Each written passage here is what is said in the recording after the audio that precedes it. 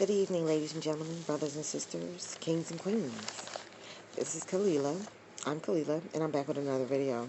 This video comes by way of Jeremiah chapter 1, verses 6 through 7.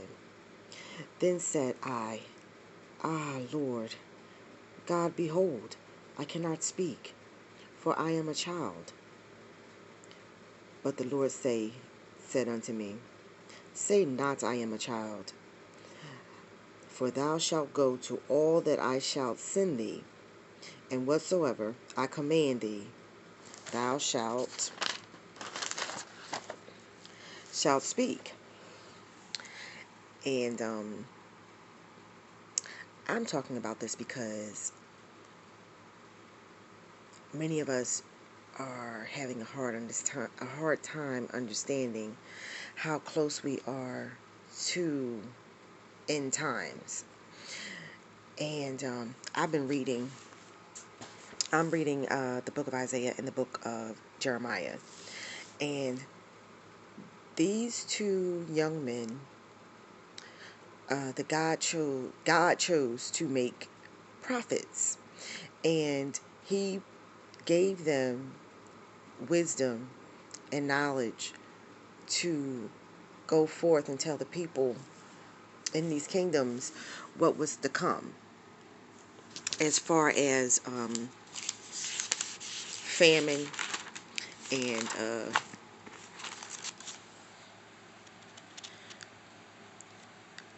Jeremiah was sent to Judah. And he was sent to Judah because God told him to warn them that there was a great famine coming to the land. Now remember, in the book of Ruth, she and her husband and her sister, they left Judah as well. They were Moabite women. And they left because they knew that the famine was coming.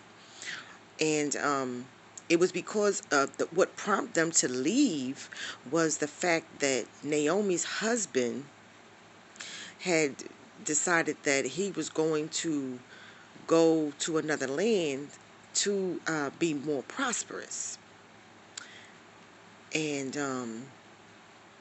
I noticed that reading these two chapters, God was warning them that they needed to leave the land because there was a great famine coming. And the famine that was coming to the land would cause foreign people that they didn't know that were going to come there and rule over them and take the resources. And they were going to do this by way of encouraging the people to be wicked, like what's going on right now, hypersexualizing our children, taking prayer out of the schools, having people work these extremely long hours on these jobs, which serve as plantations, basically. You know, our politicians and our so-called leaders are basically putting people in harm's way to destroy themselves. Drugs, bad food, poisoning the water system, all types of stuff. All of this is famine coming across the land, and many of us are having a hard time seeing it coming. We're not looking and paying attention as to what's going on. And eventually, now we were put in captivity before, and this isn't the first time that it happened. Remember Ebola, remember H1N1, remember the famines and the disease and the plagues from the past. If you notice, everything, even though this Bible is over 2,000 years old, it seems as if we keep repeating as a nation the same destructive cycles over and over again. And God keeps sending people in to warn us of the things that we need to do to protect ourselves from falling victim of what's going on with today's leaders. not just today's leaders from the political arena, but our so-called religious leaders that are also leading people down the wrong path. And the people were very angry. And by them being angry, they decided that they didn't want to hear anything Jeremiah was saying. So they basically tossed him in jail. And he was eventually exonerated, and he got out of jail. However, all of this was a result of the people complaining and being so angry that the officials felt the need to step in and put the man in jail.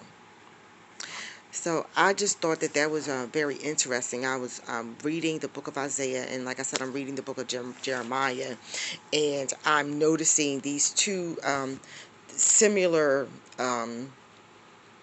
similar circumstances to two different prophets, two different times, and I'm noticing the exact same thing going on right now as I speak, and trying to get people to understand we're doing ourselves a disservice because we're allowing the educational system to teach us what they want us to know instead of teaching us how to be thinkers and how to be strategizers and how to think for ourselves instead of someone telling us what to think, and not only telling us what to think but giving us